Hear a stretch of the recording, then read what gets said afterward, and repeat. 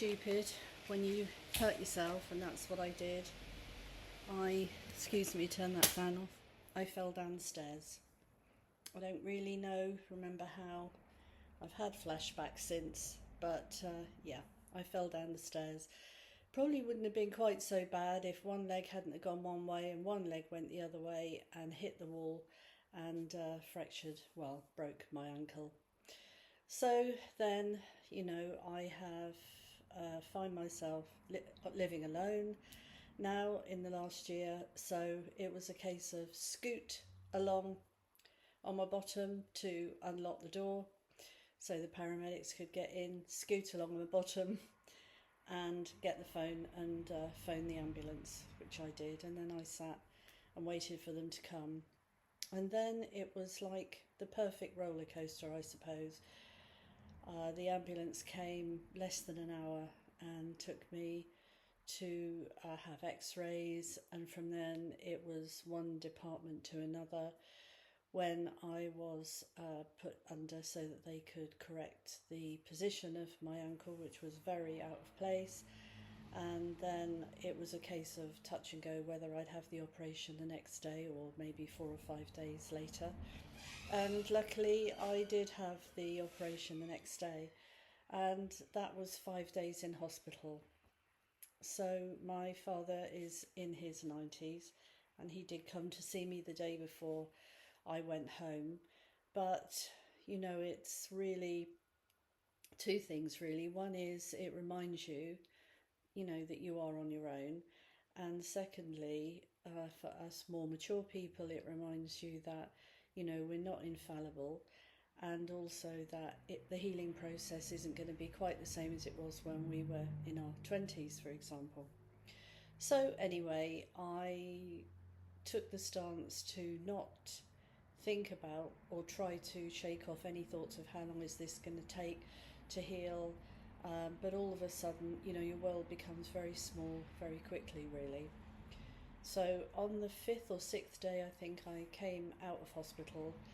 I came home in an ambulance with several other people, much older than me, which again reminds you of what it probably is to be on your own and be elderly, because I would imagine that by the sounds of it, those people were as well. So then you have to get used to doing things hopping, and it was wonderful really, because they've given me a Zimmer frame and they've given me a perch stool so that I can sit and wash myself, and also they have given me something which has handles on each side and raises the toilet, which has been very helpful. So your home ends up being a bit like a nursing home, and for a few weeks I had a half cast on with some bandages, and then after those couple of weeks I went in, I had the staples removed, which was the first time I saw the scar. I didn't really want to see it, I saw it quite by accident, but anyway, it's my scar, my badge of honour to live with. And then I had the air boot put on, and I think I felt in that point a little bit nervous, a bit sorry for myself. I thought when they said they were taking out, I'm sure they might have called it sutures or something, but I know I've got a metal plate and I know I've got pins, and I thought that meant they were taking the pins out, although you couldn't see them. So I wasn't sure, and I think I went into quite a nervous position at that moment in time. Anyway, it was only to take out the staples, and I don't think the pins are coming out. It's just I didn't ask much. I'm one of those people who likes to live on that river in Egypt, in denial. No, sort of on a need to know basis, on a daily basis as to how I have to be. I was very lucky because my father didn't handle it too well, and my mum's sister came over and spent a couple of weeks with me, which I guess has meant that I was able to not be so active, only to go to the toilet or wash myself, and she looked after me with everything else and food. And I've got a cat, Max. Poor thing has to just get on with it no matter what I do. and she looked after him so well also. I don't know if you've got a cat, but when it was all happening, I was on the floor in my hall, the paramedics were around me, and my cat Max came out in amongst all the mayhem, and he sat right in front of me and he looked into my eyes. And I thought, he's either reminding me that he could do with a meal before I leave, or he's saying to me, this is another complete mess you've got us into. Having had a breakup and, a few years of complete and utter turmoil, he probably thought, now what have you done, Mum? So then I suppose probably one of the hardest things when I first came out of hospital was the fact that it had been 30 odd degrees inside the ward. I was lucky enough to be in a hospital with the most panoramic view in the ward I ended up being in the longest, but it was over 30 in that room, and it would have been for anyone else as well. And I mean, I was just lying there, so imagine the nurses, the doctors, the carers, imagine what it was like for them. But I'd had several days of bedpans lying on my back, and so that there was no washing or wiping of any real sort of consequence. So anyway, when I came out, I had swelling really everywhere, and I had a really nasty abscess as well. So just in a few days, it just shows how much damage that can be done. So it is something I would like to say, do think about, either for yourself if you're ever in that situation, or for your loved one or a friend. That can go very wrong very quickly. So I did get a telephone conversation with a doctor who put me on 2 antibiotics and gave me some cream. But after a few days, it was clear that it was just not getting any better, and I was very, very worried that something serious might come from the abscess. So I pushed, and I did manage to get a doctor have a look, and then took me immediately off of everything else and put me onto very, very strong antibiotics, and that's all history now. But ironically, I really only had the medication that was from that, a complete secondary thing, because surprisingly I haven't really needed to have painkillers. When I was in hospital, I did have for a few days, not very good at taking tablets, so they were so kind and gave them me liquid in a syringe. I didn't take the morphine, I wasn't attracted to taking that. But anyway, I've been lucky enough not to do that. Every day for 6 weeks, I inject myself in my stomach, and that is to stop any blood clots. So although, it's maybe not a pleasant thing to think that you've got to do, it's only once a day, and it becomes a habit, something you do. And let's face it, you're doing it to help yourself, and isn't it wonderful that they think of all these things? I had a few appointments where I had the dressing changed.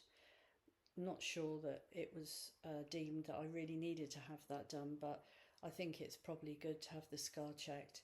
So for a couple of weeks I did have a few appointments where I was having that. And again, it reminds you that you are on your own. I got taxis there. My father didn't really want the stress of driving me anywhere. But he did help me with getting the cost of the taxis, because he said, your mum left money and it will help you at this time. So that has been good, because taxis where I live are very expensive. So I had a really, intensive time of getting my head around all of this, and my auntie here to look after me, and my father would come over every few days, and my auntie would cook dinner for him as well, so we'd have a bit of family time. And my auntie now lives in Northern Ireland, so in a way it was also quality time with my auntie. And the last time I'd spent any quality time with her was when my mum was sadly extremely ill and passing, and my auntie helped me to nurse mum towards the end. And both my mum's sisters actually have been nurses, district nurses, in their careers. So as I said before, what I do is I do try very hard to just think, push it away from my mind if I think, how long have I got to deal with this? Because I think that's probably the hardest thing. Like I said, all your world becomes very small very quickly. Your independence is completely gone, and you can't do the things you used to be able to do. I'm blessed to have some lovely friends. So I've had friends come and visit me and bring me a coffee, which they know is my thing.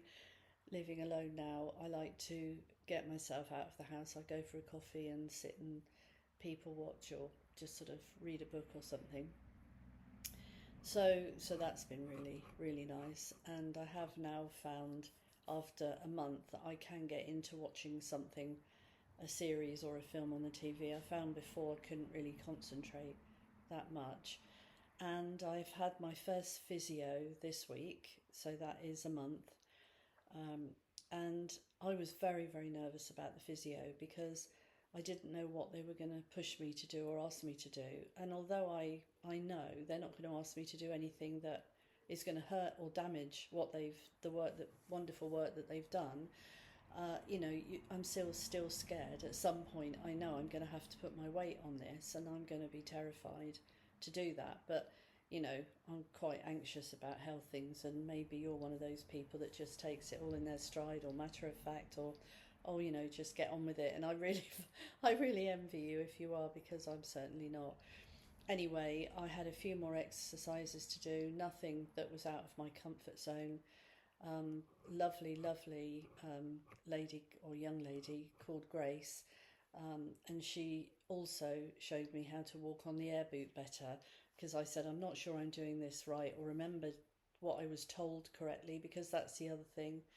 You're on your own, and are you taking it all in? Anyway, so now that I know how to walk on it properly, I'm doing the exercises, and I find I'm moving around a bit faster and a bit more confident, because when my auntie went back, it was a case of, great, now I've got to get my independence back, I've got to do these things, but all the time in your head, you're thinking, don't fall, don't trip, don't be silly, don't get too confident. Um, so actually, I haven't mentioned, my living, my place where I live and what I've got around me. I'm very lucky in that I live in a house, but I chose one with a downstairs cloakroom. I think for us more mature ladies, I don't know, I like to know I've got a downstairs toilet. And so that means that I can squeeze myself in there with the perching stool that they've given me, and I can wash every day. I haven't been upstairs, so I haven't showered for 5 weeks now. But, needs must, and at least I do have somewhere downstairs that I can do that. I have open plan living since my breakup of my relationship. I bought somewhere, and it's really lovely. It's a new build. It's all open plan, so I can easily get between where I'm sort of living, watching TV, etc. And I work from home, and then get to my kitchen.